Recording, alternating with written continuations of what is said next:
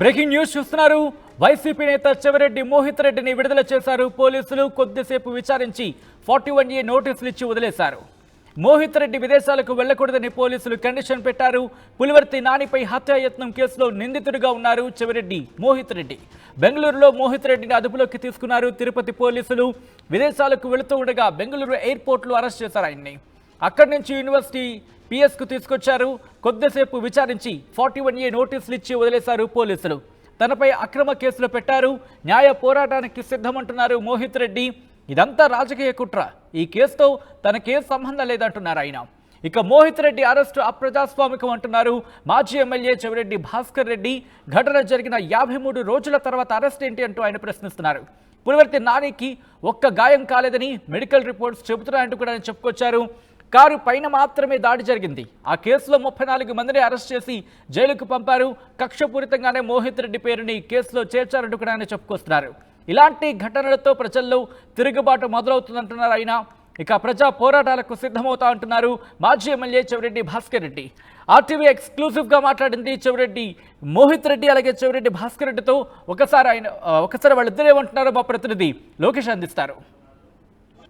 ఆంధ్రప్రదేశ్ ఎన్నికల సమయంలో మే 14వ తారీఖున పద్మావతి యూనివర్సిటీలో సంబంధించి ఏదైతే టీడీపీ అభ్యర్థిగా ఉన్నటువంటి పులివర్తి నాని పైన జరిగినటువంటి దాడి కేసుకు సంబంధించి ఇటు వైసీపీ అభ్యర్థి అయినటువంటి చెవిరెడ్డి మోహిత్ రెడ్డిని ఇవాళ పోలీసులు బెంగళూరు నుండి కూడా అరెస్ట్ చేసి తిరుపతి యూనివర్సిటీ పోలీస్ స్టేషన్కి తరలించినటువంటి పరిస్థితి. అయితే ఎలాంటి సంబంధం కూడా లేకుండా కనీసం కుట్రదారుడుగా తన తనయుడు అయినటువంటి చెవిరెడ్డి మోహిత్ రెడ్డిని ఆ కేసులో చేర్చడం పైన నిరసిస్తూ యూనివర్సిటీ పోలీస్ స్టేషన్ ఎదురుగానే మాజీ ఎమ్మెల్యే చెవిరెడ్డి భాస్కర్ రెడ్డి నిరసన వ్యక్తం చేస్తున్నారు శాంతియుతంగా. ఇక్కడ ఆయనకు తోడుగా కూడా వైసీపీకి సంబంధించినటువంటి ప్రధానమైనటువంటి నేతలు కూడా శాంతియుతమైనటువంటి నిరసన చేపట్టినటువంటి పరిస్థితిని ఇక్కడ చూస్తున్నాం. అయితే ప్రస్తుతం మనతో చెవిరెడ్డి భాస్కర్ రెడ్డి ఉన్నారు. సార్, ఏంటిది పరిస్థితి? అంటే 53 రోజులు కలిసింది ఇప్పటికే ఆ ఘటన జరిగి కూడా.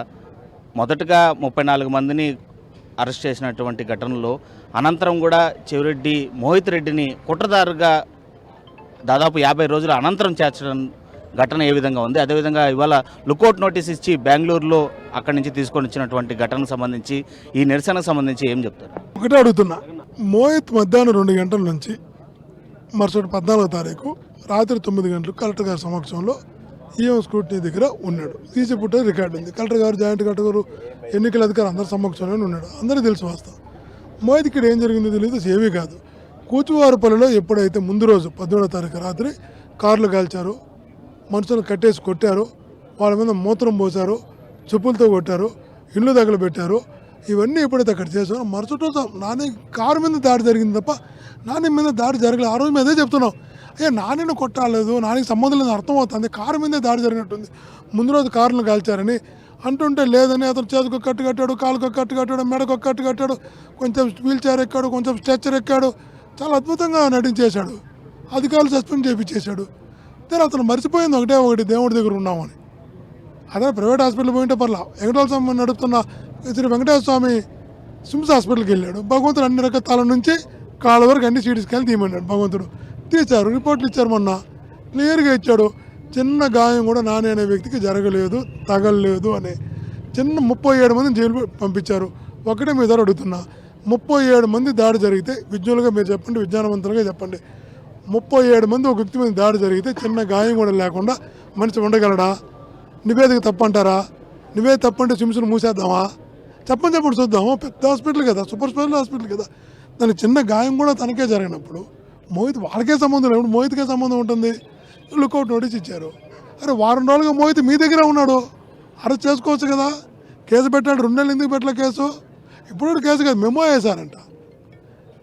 వేశారు, లుకౌట్ నోటీస్ ఇచ్చారు. ఈరోజు తీసుకొచ్చారు, 70 మంది వచ్చారు బెంగళూరుకి, తీసుకొచ్చారు. రేపు మార్నింగ్ కూడా వాడు స్నేహితుడు పెళ్లి, లండన్లో తను చదువుకున్న స్నేహితుడి పెళ్లి ఈరోజు మార్నింగ్ చూసుకుని రాత్రి 11:10కి ఎయిర్ ఇండియాలో చెన్నైకి వచ్చి ఎల్లుండి అందరం కలిసి షిరిడీ పోతున్నాం. 16-18 మంది షిరిడీ పోతున్నాం. అందరికీ తెలిసేది, రికార్డ్స్ అన్నీ ఉన్నాయి. మీరు నిజంగా మోహిత్ని అరెస్ట్ అంటే ఇక్కడ అరెస్ట్ చేసుకోవచ్చు కదా, మనం ఇక్కడే ఉన్నాడు కదా. ఇదన్నీ చెప్తున్నాను. ఎన్నికల అనంతరం కూడా ఇటు చంద్రగిరి నియోజకవర్గానికే పరిమితమైనటువంటి వైసీపీ అభ్యర్థిగా ఇటు ప్రజలను ఆదుకుంటున్నటువంటి మోహిత్ రెడ్డిని ఒక లుకౌట్ నోటీస్, అంటే ఒక టెర్రరిస్ట్కి ఇచ్చేటువంటి ఆ లుకౌట్ నోటీస్ని ఇవ్వడాన్ని ఏ విధంగా చూడాలి సార్? ఇచ్చారు, లుకౌట్ నోటీస్ ఇచ్చారండి.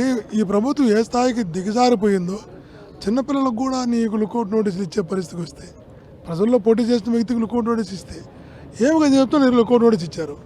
ఈరోజు ధైర్యం ఉంటే జడ్జి ముందర తీసుకెళ్ళి ఈ కారణం చేత లుకౌట్ నోటీస్ ఇచ్చాం, ఇతనికి ఈ విధంగా చెప్పండి చూద్దాం. నాకు తెలిసి ప్రజెంట్ చేయలేరు. జడ్జి గారి దగ్గర ప్రజెంట్ చేస్తే జడ్జి గారు 100% యాక్సెప్ట్ చేయడు. ఎందుకంటే ఆ కేసులో ఏమీ లేదు, ఒక సెన్సేషన్ కోసం చేస్తున్నారు. ఖచ్చితంగా జడ్జి గారు తిరస్కరిస్తారు. అందుకే కింద పైన పడుతుంటారు. ఎట్లా ప్రజెంట్ చేయాలో అర్థం కాక చూద్దాం.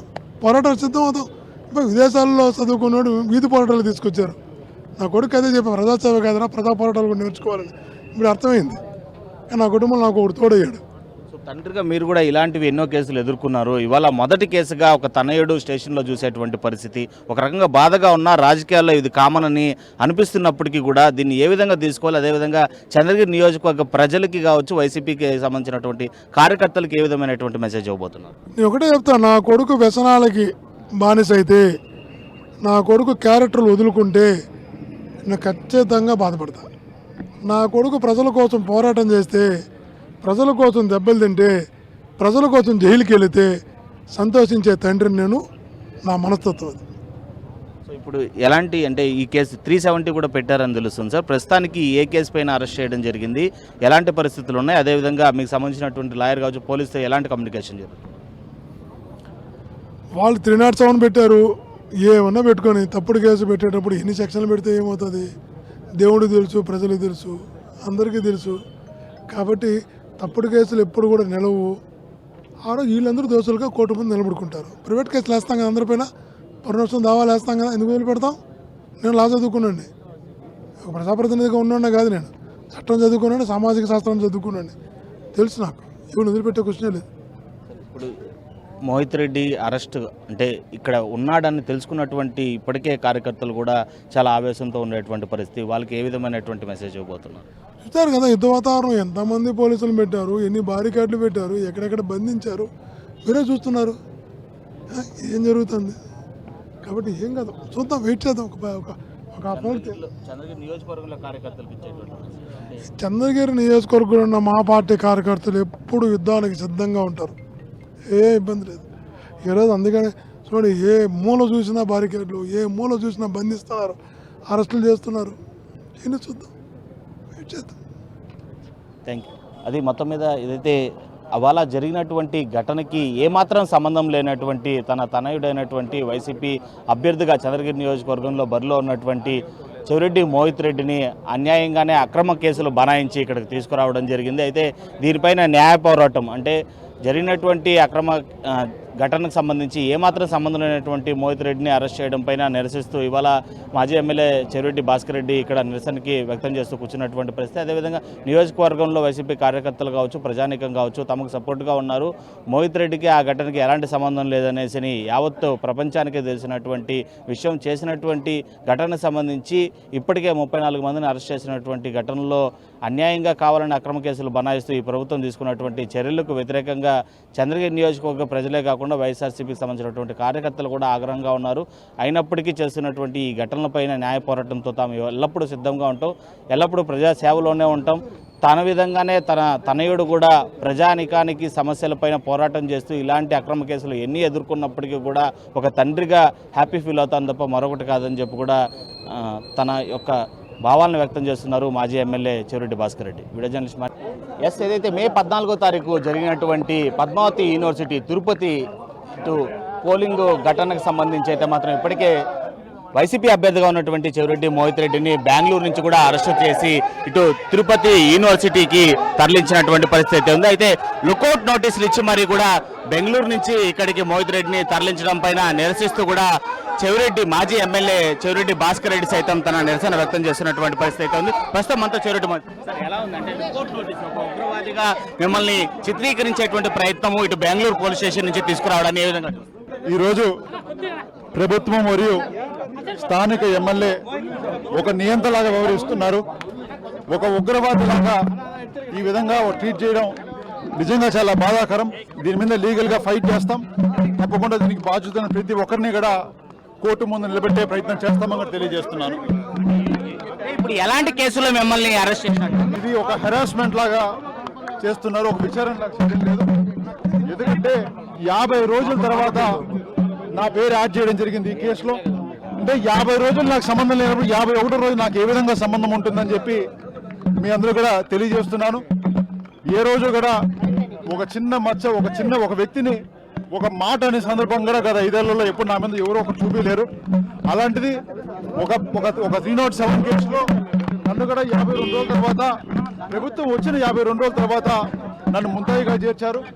తప్పకుండా చేర్చిన ప్రతి ఒక్కరిని కూడా దీంట్లో వాళ్ళందరూ కూడా బాధ్యత తీసుకోవాలి. వాళ్ళందరినీ కూడా చట్టపరంగా శిక్షించేలా కూడా మేము కూడా ప్రయత్నం చేస్తున్నాం.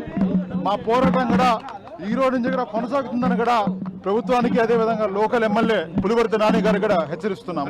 ప్రస్తుతానికి ఎలాంటి కేసులు మిమ్మల్ని అరెస్ట్ చేయడం జరిగింది సార్? అంటే ఏ కేసులు ఏ సెక్షన్ల కింద మిమ్మల్ని అరెస్ట్ చేస్తామని చూపించారు? 307 అదేవిధంగా మిగతా సెక్షన్ ఉన్నాయని చెప్పి నాకు కూడా ఈరోజు చెప్పడం జరిగింది. నిజంగానే చాలా బాధాకరం. ఎందుకంటే నేను ఆ రోజు గొడవ జరిగినప్పుడు నా ముందర డిఆర్ఓ గారు ఉన్నారు, నా ముందర ఆర్డీఓ ఉన్నారు, నా ఎదురుగా కొంత ముందరగా జాయింట్ కలెక్టర్ ఉన్నారు. సెల్లు కూడా లోపలికి తీసుకోపోకూడదని చెప్పి కూడా వాళ్ళు చెప్పడం వల్ల సెల్లు కూడా నా పిఎల్కి ఇవ్వడం జరిగింది. అలాంటిది నా పేరు ఈ కేసులో 52 రోజుల తర్వాత నాన్నగారిని రాజకీయంగా ఎదుర్కోలేక ఈరోజు ఇలాంటి కేసుల్లో మమ్మల్ని నిరికిచ్చి ఏదో భయపెట్టాలి, ఏదో భయభ్రాంతులకు తీసుకురావాలి, కాన్స్టిట్యున్సీలో తిరగనీయకూడదని చెప్పి ఈరోజు పులివర్తి నాని గారు చూస్తున్నారు. పులివర్తి నాని గారు ఒక్కడే చెప్తున్నాం, చంద్రగిరి కాన్స్టిట్యున్సీ అనేది మీ సొత్తు కాదు. 1,00,000 ఓట్లు ప్రజలు మాకు ఇక్కడ ఓటేసి ఈరోజు గెలిపించడం జరిగింది. మీరు ఇదొక్కటే కాదు, బుల్లెట్లతో కాల్చినా కూడా చంద్రగిరి కాన్స్టిట్యున్సీ నుంచి వెనకపోయే క్వశ్చనే లేదని కూడా మీకు ఇక్కడిని హెచ్చరిస్తున్నాం. తప్పకుండా మీరు చేసే భూదందాలు కావచ్చు, మీరు చేసే ప్రతి ఒక్కదానికి మేము ఎదురుగా నిలబడతాం. మా ప్రతిపక్షానికి, మా ప్రజలందరికీ కూడా ప్రతి ఒక్క దాంట్లో కూడా మేము కూడా వాళ్ళకి తోడుగా నిలబడతామని కూడా ఇక్కడ ప్రెస్ ద్వారా మీ ద్వారా తెలియజేస్తున్నాను. జరిగినటువంటి అరెస్టు నిజంగానే కుట్రపూరితమైనటువంటి అరెస్టుగా కూడా చెవిరెడ్డి మోహిత్ రెడ్డి పేర్కొన్నటువంటి పరిస్థితి ఉంది. దానికంటే ముందు రోజు తనపైన జరిగినటువంటి దాడి కావచ్చు, అదేవిధంగా తన కారుని తగలబెట్టినటువంటి ఘటనకు సంబంధించి కూడా ఫిర్యాదు చేస్తే ఆ కేసును నీరుగార్చేటువంటి ప్రయత్నమే పోలీసులు చేశారు. కనీసం ఆ ఫిర్యాదును స్వీకరించి తనపైన జరిగినటువంటి దాడికి సంబంధించి ఎలాంటి ఎంక్వైరీ చేయకపోగా కనీసం ఆ ఫిర్యాదును కూడా స్వీకరించినటువంటి పరిస్థితి అయితే ఉంది. అయితే ఇటు పులివర్తి నానిపై జరిగినటువంటి దాడికి సంబంధించి అయితే మాత్రం కేవలం కారు మాత్రమే ధ్వంసం అయితే దానికి 307 హత్యా నేరం కింద తన్ని అసలు ఏమాత్రం సంబంధం లేనటువంటి తన్ని అరెస్ట్ చేయడం వెనక తీవ్రమైనటువంటి దిగ్భ్రాంతి వ్యక్తం చేస్తూనే ఈ అరెస్టుకు సంబంధించి తానేమి భయపడేటువంటి సిచ్యువేషన్లో లేను, రానున్నటువంటి రోజుల్లో ప్రజా సమస్యలపైన పోరాటం చేస్తాను కాబట్టి తన తండ్రి ఏ విధంగా అయితే మాత్రం గతంలో ఇటు ప్రజా సమస్యలపైన పోరాడుతూ జైలు జీవితం అనుభవించాడో అలాంటి కేసులను ఎదుర్కోవడానికి తాను సైతం సిద్ధంగా ఉన్నానని చెప్పి చంద్రగిరి నియోజకవర్గ ప్రజలు కూడా తనపైన ఈ పెట్టినటువంటి అక్రమ కేసుకు సంబంధించి ఎలాంటి ఆవేశాలకి లోను కాకుండా సమన్వయం పాటిస్తూ కూడా ప్రతి ఒక్కరూ సపోర్టివ్గా శాంతియుతమైనటువంటి భావనలోనే ఉండాలని చెప్పి కూడా ఇటు వైసీపీకి సంబంధించినటువంటి కార్యకర్తలను కావచ్చు, చంద్రగిరి నియోజకవర్గ ప్రజలను కూడా ఇటు అభ్యర్థిస్తూనే తాను ఇలాంటి సమస్యలు ఎన్ని వచ్చినప్పటికీ ఇలాంటి కేసులే కాకుండా దీనికి మించినటువంటి కేసులు వచ్చినప్పటికీ కూడా ఎదుర్కోవడానికి సిద్ధంగా ఉన్నానని చెప్పి కూడా చెప్తున్నాడు చెవిరెడ్డి మోహిత్ రెడ్డి.